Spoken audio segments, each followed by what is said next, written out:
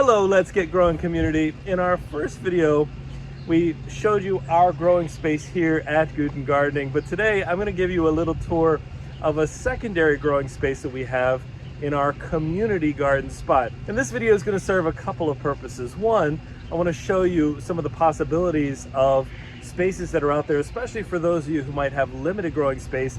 Sometimes there are inexpensive ways to really vastly expand your growing space. Two, I want to show you some of the common vegetables that people here in Zone 5 Wisconsin are growing, maybe give you a little bit of garden inspiration. And thirdly, you got to take a look at our broccoli. For whatever reason, this year our broccoli has struggled to form really good crowns.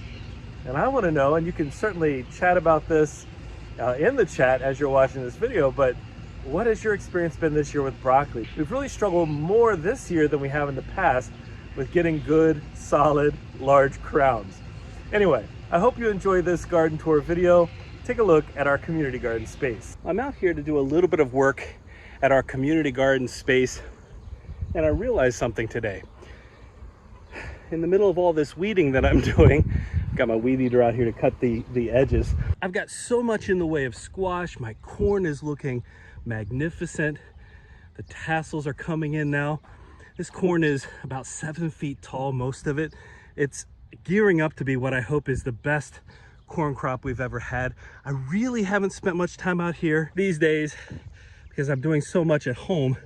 You can see my kabocha squash is really looking good. This one actually got caught in the fence here, so I cut it out, but it's a really nice looking kabocha. I've got a whole bunch of kabocha this year. This is one of my favorite types of squash, and I really thought, hey, if I'm gonna take advantage of it, I really wanna get as much as possible. But here's what I realized. I realized that I've never really done a look around or a tour of some of the things that are growing in this garden space. Even though I've been here now, this is year number 4, I believe. So I thought I'd do a little walk around today and check out some of what other people are growing. So I'm gonna take a break from the weeds and do a little walk. One thing I really want to see is if anybody's having better luck than I am. This is my broccoli. I have had so far some pretty bad luck with broccoli coming in and forming heads this year. I don't know if it was just a bad season, or maybe that's just me. So we're gonna be on the lookout for some other folks' broccoli to see if they're having any better luck. Here we got some beautiful sugar snap peas. Mine have actually already died back. I'm gonna do a video, if I haven't already by the time this is released, I'm gonna do a video on seed saving for the sugar snap peas. But this garden has some of our favorites. You see the kale, see Brussels sprouts that look like they're about the same pace or about the same distance along as mine. And the broccoli in here, I mean, yeah, if we look over here, I'm trying to get my shadow out of the way. And that's a better head than what I see on mine, but still not massive heads here. So I mean, for what it's worth, there's a little bit of commonality there. I see some beautiful cherry tomatoes of some variety. Green beans coming along nicely. My green beans and my green stalk are looking good too. All right, this person clearly loves their sunflowers. And who doesn't love sunflowers? We didn't grow any this year, but they're such a cool plant. Edible as microgreens when they're young. There's borage in here, the cucumber tasting plant. That's gonna spread, I'm sure. Now, one of the things that's definitely true as I walk through here is that different people take different amounts of care in terms of what they're growing. Sometimes these get abandoned partway through, and sometimes, just like me, don't have a ton of time to get out here. Beautiful yellow peppers in here. They look like banana peppers to me, but people don't have time to get out here, and so we all make decisions as to how we handle that. Little winter squash in here and some summer squash here too, but we take care of it differently. So with me, I put down black plastic. This person put down some weed mat in order to cover the rows to keep the weeds down. I mean, again, the weeds are so plentiful in here once they get started. It's really hard to control. Oh, here we go. All right, here is an entire 2 rows of broccoli here. And you can see this one is harvested some off of. I can see a little piece harvested off there, but this head's not fully compactly formed. That's what I'm noticing, and I see that the whole way down this row. Maybe somebody had really good luck. I don't know what it would be about this year. We've had lots of rain this year.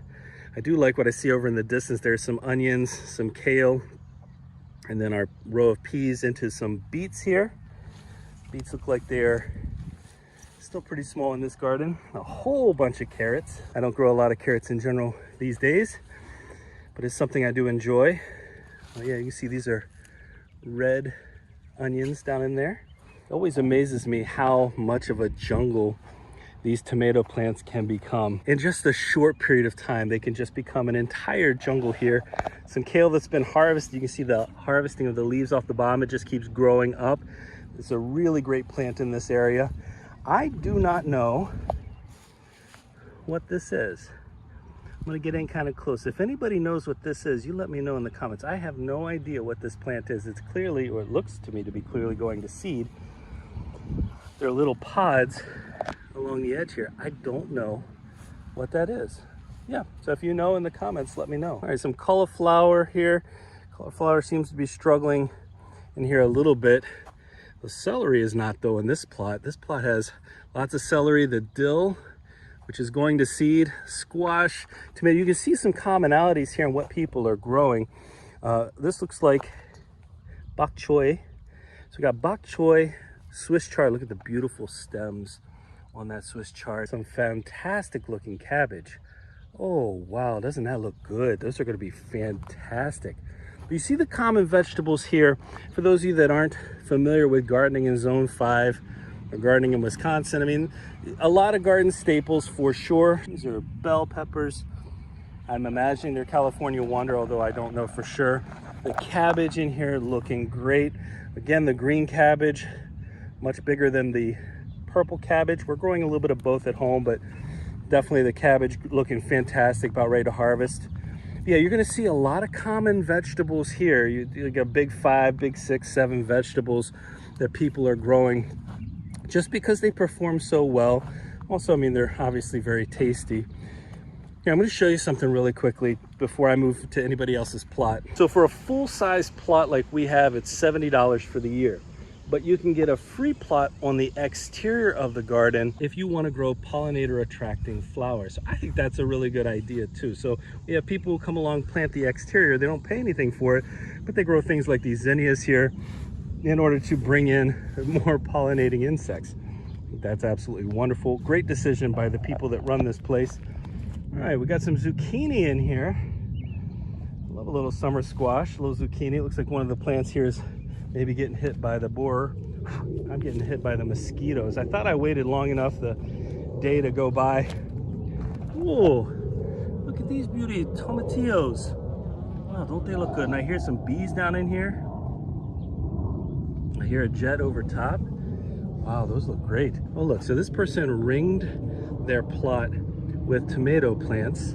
And then the interior has squash, beautiful lacinato kale. It's a dark bluish purple almost. And then, oh my goodness, look at that kale. It's like a picture perfect plant there. And one thing I've noticed this year, a lot of people definitely still are putting fencing around the exterior of their plots, and I certainly did that for mine.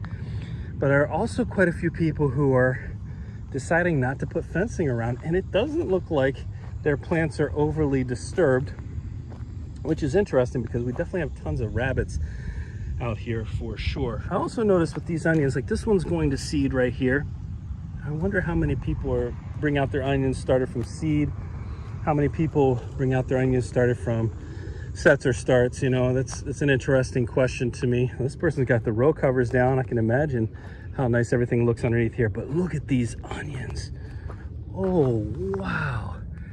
These onions look wonderful. This person did a fantastic job. These sweet onions. These look like Vidalias to me, but I'm not sure. Their beets. That's the F-35 you hear in the distance. Pretty loud, huh? Their beets underneath here, from what I can see. Let's zoom in real close. See if you can see that. They got 3 or 4 inch bulbs on those beets. Well, that garden plot is so well maintained, looks so good.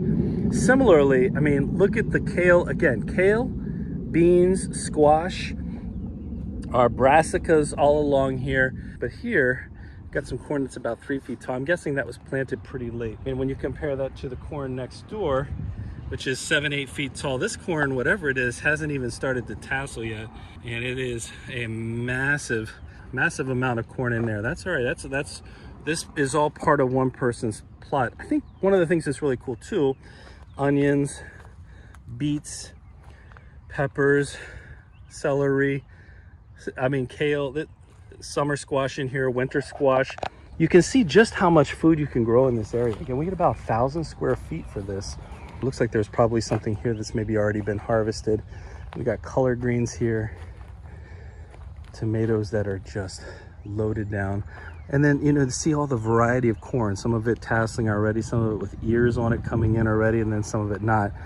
Oh, this is just a wonderful space. I think it's pretty obvious that I'm not gonna have time to go row by row, and it probably wouldn't be all that interesting to go row by row anyway, but it's cool to see where the focus of some of these gardeners is as well. It's like this gardener has a heavy tomato focus.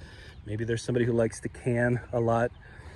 This is the onions that we were looking at from the other side. Again, balling up nicely, looking good. This person has created just a beautiful, relaxing space. Got some decorations in here. Beautiful lettuce over here. But seeing where the focus of different folks is, the focus of where folks is interesting to me, because you can really tell the likes and the things that people really enjoy eating. You can also see the different levels of maintenance, the different amount of time people have to come out here. Oh, it's absolutely stunning. This is one of my favorite spots right here. Some lettuce. Oh, this person's broccoli, that's better than mine. Oh my, by far. That looks pretty good there. Beans. Oh wow. Look at the Brussels sprouts. Let me get in here real close. Look at the Brussels sprouts on these plants. So this person's Brussels sprouts didn't grow up real tall, but they got really nice looking sprouts on there. Far beyond anything I have right now. All right, we're gonna go ahead and head back over to my plot. This place is so cool. Boy, seeing all the different structures and ways people are working with the various vegetables. I absolutely love it out here. And there's no judgment here from me in any way, shape, or form in terms of performance, decisions other people make, not at all. I just appreciate the fact that people are out here trying to garden. I mean, we all have things that work for us and we all have things that don't work so well for us. It's just amazing to me to see what everybody's growing out here. So you can see we have another 1,000 square feet on top of our garden space here that we're growing in. I would highly recommend, if you haven't done this already, if you need more growing space, look around and see if there are any community garden spots available to you. I know if you're in England, you call it allotment gardening, but this is something that in our neighborhood, again, 70 bucks gets us 1,000 square feet of space, lots of growing space for us, for the vegetables that really we don't have room for here. Some of our, you know, our winter squash, especially our corn, those types of vegetables. Anyway, I hope you enjoyed today's video and I hope you have a great month. We'll see you next time.